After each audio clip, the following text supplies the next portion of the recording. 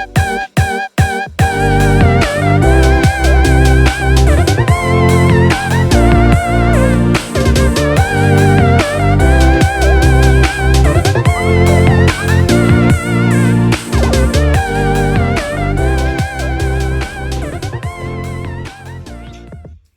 guys, welcome back to yet another episode of the Make It Easy podcast. My name is Shalom Mary, this is here, and this is the Make It Easy podcast. First of all, let me say how grateful I am for the feedback that you guys are giving, especially on the previous episode we had last week about finding your balance and all the other episodes. And as I mentioned when I was starting this podcast, is that this is not going to be a one-man show. I won't be doing it on my own. I really appreciate your feedback and your comments. So make sure you share whatever it is that you get to pick from the videos or whatever thing you get to learn. I will really appreciate that. And let's keep on building and helping each other out, because no man is an island. We really need each other. So yes, today's episode is again a good episode. So how I came about deciding that this particular topic will be our topic of discussion today was very interesting. So I was watching not even a movie. It was a TikTok. So the way TikTok brings like a movie, it cuts it into like 300 parts, and they just play the whole movie in different parts. So I was just scrolling through TikTok, and then I came across this TikTok movie. So it was about another lady who was given a watch by the dad. So the dad was like, this watch is a very precious watch. So I was given by my father, who is your grandfather, and it's very precious. So make sure you take care of it, and if you want, you can sell it. So at that time, the daughter was like struggling. The father gave the option of selling it or just having it, just staying with it for sentimental value. The dad said you can go and sell it and see how much it's worth. If it's really worth it, you can then decide to sell it and then get some money that can be able to help you out. So the lady decided, there's nothing to lose, plus I don't have any money at the moment, so let me just sell the watch and see how much I'll get. So the first shop this lady went to was a shop where they sell ancient items, like just things from the past. And being that the watch was so old, and that's like the best place to just go and sell it. When this lady went to the shop owner offered to give the lady 500 shillings. Of course, the currency was not in shillings, it was in pounds, but roughly when I convert it, it's around 500 bob. So the owner offered to give the lady 500 bob. Then the lady is wondering, how can you give me 500? After the dad had told the lady that this watch is so precious, and this person is offering me 500. So the lady is like, even if I'm really struggling and I really need the money, let me just keep it. It's not worth selling this very good watch that my dad gave me, and he was given by his father for just 500 shillings. So let me just keep it. And the lady went, and she was like, I'll stay with it. So she called the dad and was like, okay, they offered you 500 bob. So what about you try another shop and just get to see how much they'll offer for that watch. And at this time, the lady was like, do I really have to go through all this hassle? Let me just keep the watch and find another means to survive. But the dad insisted, go find another buyer and see how much they're going to offer you for the same watch. So the second time, the lady went to, this time I think it was a jewelry shop. She went to a jewelry shop and then of course asked how much the owner was willing to buy the watch, and the owner was very excited. She was like, what, this one I'm willing to give to take it and give it 2,000, of course converted to pounds. And I said, I was like, okay, this is good money. but I mean, how come you were giving me 2,000 and then the other person gave me 500? So the lady at this point, she was like really conflicted and was like, she was not really sure whether she wants to sell it or not. Although the 2,000 was a bit fair to her, so she was like, do I take it or not? But then she decided, let me not sell this watch, let me not sell it. So of course, the immediate thing to do is to call the dad and tell the dad, so I've gone to this second shop, the jewelry shop, and they're offering me 2,000. And then the dad tells this lady, I mean, go and try another shop and see how much they'll offer you for. But then this lady's like, why? What do you mean? 2,000 is good money. I mean, the first shop offered me 500, and now this guy's offered me 2,000. I mean, this is good money. I think this money will really, will help me. So the dad is like, no, go to another shop and see how much they are going to offer you. So the lady, of course, just did it, but she was not really, she didn't really want to do it. But I mean, the dad said so. Of course, let's go and look for another shop and see how much this watch is going to be bought for. So the lady proceeds to the third shop. This time I think she goes to a museum, if I'm not wrong. Not really sure. Probably like a museum. I think it was a museum. So the lady goes to the museum, and then of course shows the watch, and then the person who's attending to her is really interested and is wondering, where did you get this? And I mean, the lady's like, I mean, it's just an ordinary watch I got from my father, who was given by his father. And the shop owner was like, you know what, this is something very valuable. There's like, a very old stone or what that is not really available right now, and this is like one of the last pieces of it. And you know what, I'm willing to give you 10,000 for it. 10,000 for the watch. And then the lady's like, what do you mean 10,000 shillings? 10,000?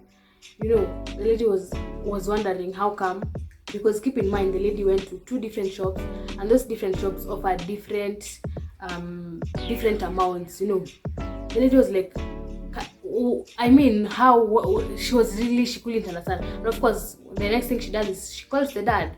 So the dad comes to where the lady is.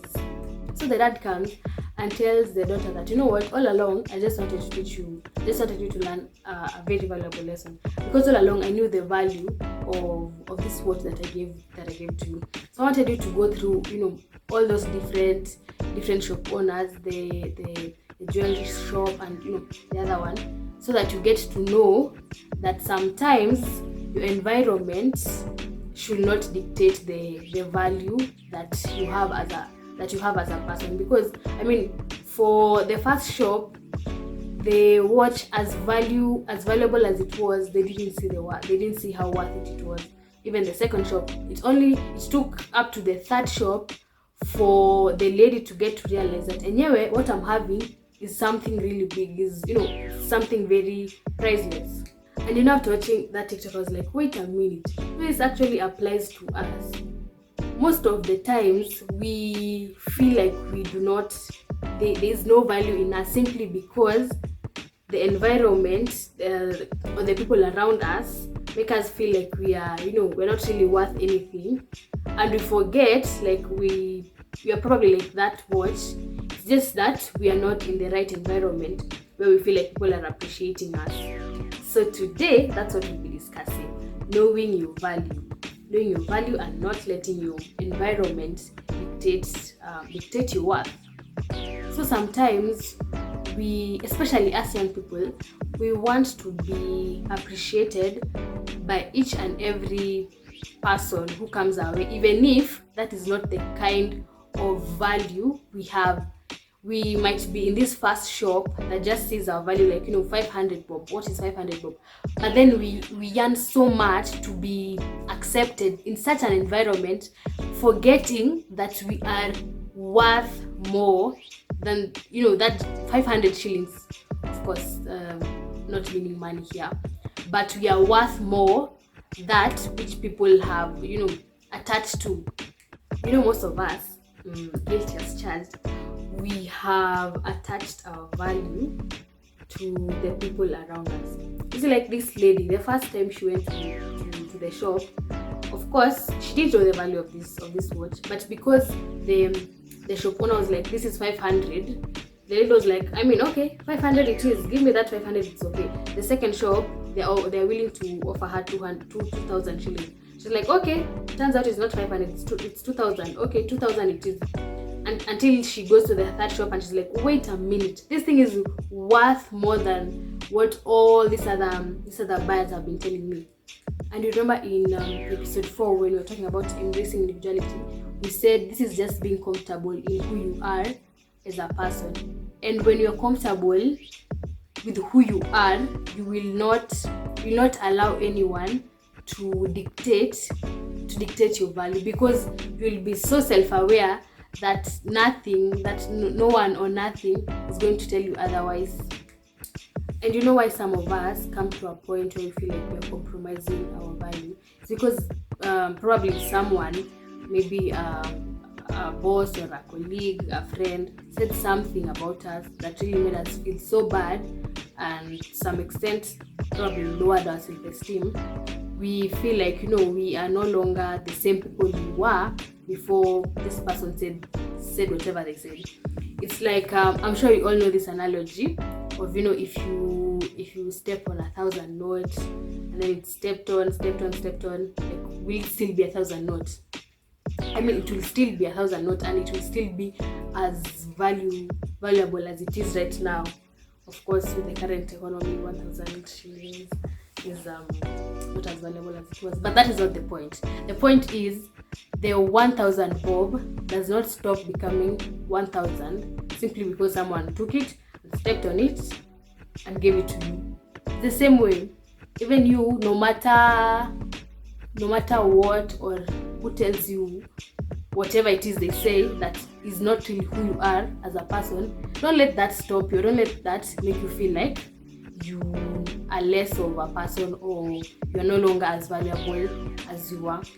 And of course, it's not like a one day thing that you wake up and you're like, you know what, I know my value, I know my worth, and yeah, nothing is going to bring me down. Of course, it's a whole process, but eventually it happens. And the Bible also tells us of how valuable we are. In the book of Genesis, when God had finished, creating everything on earth, he looks at his creation and he marvels. He says, he calls everything good. And we are part of his creation, right? So why should you feel like you are any worthless? And I mean, the person who created you feels like, this is actually a masterpiece. It's like when you are telling God that, you created everything on earth, and everything was like a masterpiece, but I don't think I'm a part of that masterpiece. It's like you're mocking the one who created you, because there is no way that everything he created can be of value apart from you. And also, as demanding as it can be, just make sure you find peace and content in just being who you are and not wanting to conform to what people want you to be. And also, make sure you surround yourself with people that see your value. If you are in the first shop, if you're like that watch and in the first shop, trust you me, as much as you know your value, the people around you don't know it, so it won't really make any difference. So make sure, if you are around people that don't really see your value, then that is definitely not the right people to stay around. Stay around people that push you to bring more of you to the world, that don't make you, shun who you are or just suppress who you are because probably they feel threatened or anything. Make sure you are around people that are happy and that are happy for you being you and see the value that you have. And remember, your environment might change, but your value does not change. You are still worthy no matter the environment that you are, even if they don't see it. Some of us probably are in toxic workplaces that make us, doubt our worth. Can be friendships or even relationships. So make sure you make a deliberate decision of just working out and staying or hanging around people that push you to become the best version of yourself. Yeah, so that was it for today. I hope you learned something and I hope you enjoyed the video. I'll see you next week. If you have not subscribed, make sure you do. Bye.